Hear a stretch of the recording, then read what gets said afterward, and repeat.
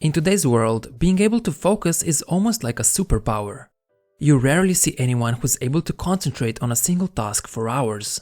And the individuals who are able to focus, to nobody's surprise, get so much more done than other people. There are many areas where you could benefit from better concentration, whether it's for school, studying, work, or a hobby. If you're able to focus, you can get your desired results faster. So today I'll explain what's holding you back from focusing and what you can do to improve it. And I know you're procrastinating at this very moment by watching this video, but I'll make it worth your while. So grab a pen and a piece of paper. Make sure to write down a few key points about whatever you learn in this video. This way you'll get the maximum value out of your procrastination session. And buckle up, because it's going to be a long one. Let's dive in. We have two types of focus: scattered focus and directed focus. Scattered focus is broadly distributed attention. This is your typical multitasker trying to do many things at the same time. Cleaning the house while talking on the phone while cooking dinner. Or someone who's trying to focus on one thing, but they keep thinking about something else at the same time. And this is what most people do. They divide their attention towards many different things. The problem with this type of focus is that your brain is extremely bad at switching between multiple things at once. You see, when you switch from one task to another, it's not an instantaneous switch. Instead, your brain has to load the context of whatever you're doing into your working memory. When you're constantly shifting your attention from one thing to another, you're forcing your brain to load and reload context over and over. Essentially, you end up wasting a ton of mental energy switching back and forth, leaving you exhausted without getting much done. Now, on the other side, we have directed focus. You achieve it by directing your attention to a single action while ignoring everything else. This is what you should aim to achieve, and it's how high achievers direct their focus. They concentrate on one thing at a time like a laser beam. And they do that thing to the maximum of their ability while disregarding all other stimuli. So what can you do to avoid scattered focus? It's simple. You should aim to remove all distractions and avoid any stimuli which could potentially harm your concentration. Let's look at it this way. Let's say you have 5 units of focus available at any time. That means you can use those 5 units in any way you like. For example, you could use them all on studying, thus achieving directed focus there. Now, let's say your mom enters your room while you're studying and tells you that dinner will be ready in 45 minutes. Even if you were super concentrated, and even if that interaction only lasted for 10 seconds, your attention is now divided. Dinner will now be on your mind, and your focus will not be as good as it was before. One of the focus units was used on that dinner, taking it away from your studying session. It's now going to take some time before you're able to fully regain your focus, and you'll end up wasting your mental energy in the process. Now, the funny thing is that you're most likely carrying a similarly distracting mom with you all the time. Your phone. This tiny device is the biggest anti-focus machine there is. It rings, it vibrates, and whenever you get a new notification, it makes a sound. That beep is all it takes to take your mind off the thing you were supposed to be concentrating on. But even if your phone is on silent, you're very likely to take a quick look at it whenever you feel bored, thus dividing your attention. Of course, this doesn't mean you should throw your phone away or anything like that. Instead, I'm simply suggesting that whenever you want to concentrate on something, you put it somewhere where you know it won't disturb you and you won't be able to look at it. That being said, cell phones aren't the only thing that divide your focus. Anything can do that, but your phone is probably the biggest contributor. The point is to become aware of the possible distractions and to avoid them. Another thing that could be affecting your ability to focus is your physiology. This is something that is not considered often. However, if you want your mind to function optimally, you need to take care of your body. If you're sleeping under 7 hours per day, your concentration will suffer.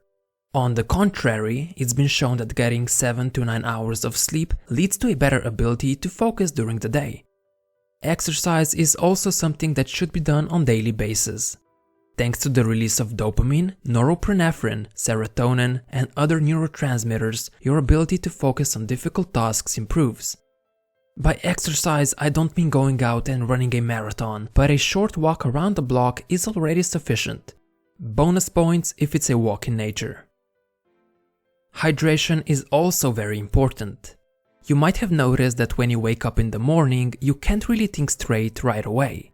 One of the reasons is because you hadn't drank anything for over 8 hours, so you're mildly dehydrated. Your diet plays another big role in your performance.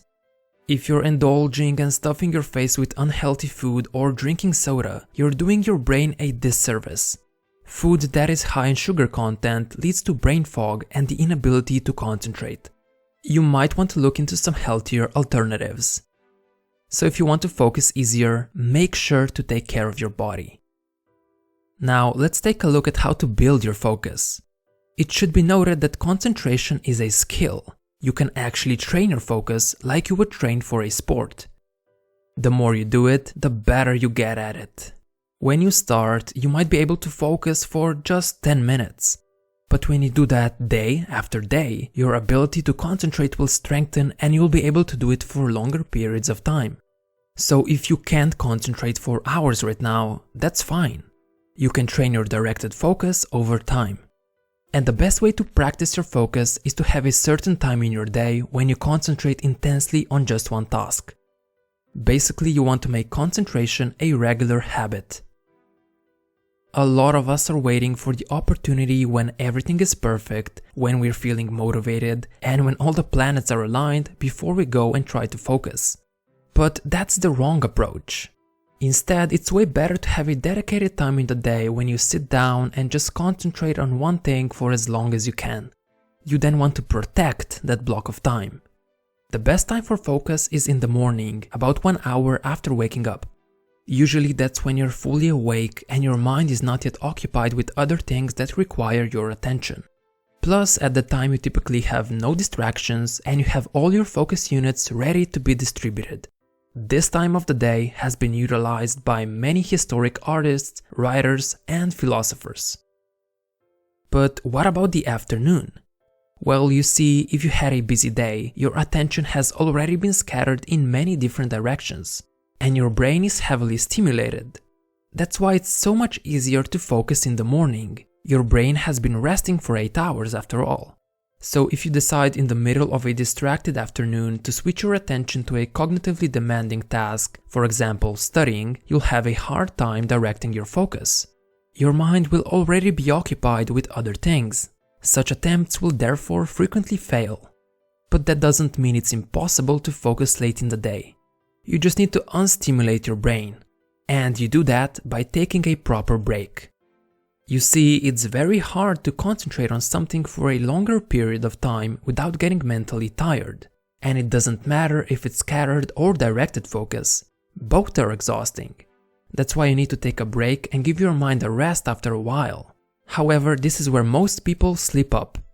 You see, taking a break doesn't mean pulling out your phone and browsing Instagram, YouTube, or whatever. You're still stimulating your brain and you're still mentally engaged, therefore draining your mental energy instead of recharging it. What you should do instead is go for a walk, meditate, or maybe take a nap. These activities allow you to unplug and start recharging your mental energy because they're not as stimulating.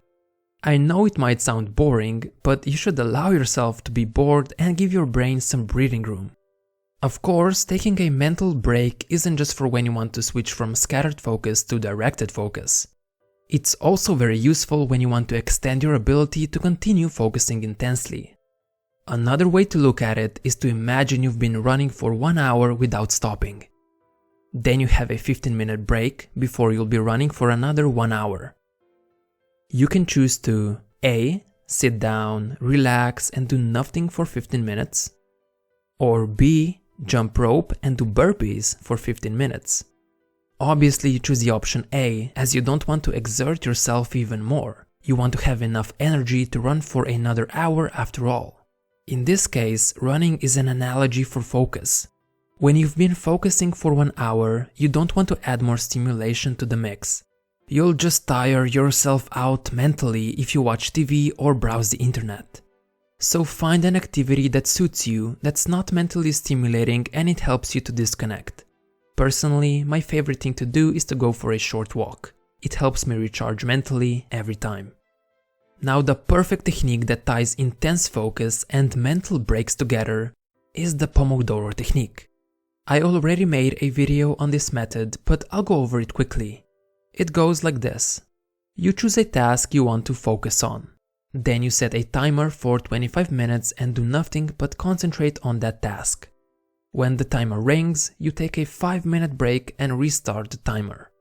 When you've completed 4 25-minute sessions, you take a longer break, usually consisting of 30 minutes. Of course, it doesn't have to be so rigid. 25 minutes of work and 5 minutes of rest are just recommendations. You can do it for however long you feel like, depending on the complexity of the task. For example, when I'm creating my videos, I usually set the timer for 45 minutes and then take a 15-minute break. So you should experiment a little and find out which combination suits you best. If you made it this far into the video, good job! Your focus is already better than most people's. Because this was a long video, I'll quickly summarize everything I just talked about. First, we have two types of focus: scattered focus and directed focus. You want to achieve directed focus while staying away from scattered. Second, the best way to avoid scattered focus is to avoid distractions. Every time something interrupts you, it takes from your focus units, and your brain has to reload the context over and over, leaving you mentally drained. Third, take care of your body. If you want your mind to function properly, you need to take care of your physical health. That means getting enough sleep, exercising regularly, keeping hydrated, and watching what you put in your mouth. Fourth, concentration is a skill. If you can't focus right now, that's fine. You can train your concentration like you would train for a sport, and over time you'll get better at it. Fifth, make focus a daily habit. Don't just wait around for motivation, instead set a time in your day when you're going to focus intensely. Mornings are the most optimal because usually there are no distractions and your brain is not yet occupied with multiple things. Sixth, unstimulate your brain. Meditate, go for a walk, or take a nap. Allow your brain to be bored and don't do anything stimulating like browsing the internet. This is especially important if you want to focus later in the day. Seventh, take regular breaks. Focusing gets exhausting real fast, so give your mind a rest and you'll be able to focus intensely for longer. And make sure you're actually resting and not low-key stimulating your mind. 8. Use the Pomodoro technique. It's the perfect method that ties intense focus and regular breaks together. If nothing else, make this technique your daily habit. This is it for this video. Thank you so much for watching till the very end. Hopefully you've enjoyed it, and if you did, give this video a quick like and subscribe if you haven't done so already. Hopefully you'll be able to focus better than yesterday.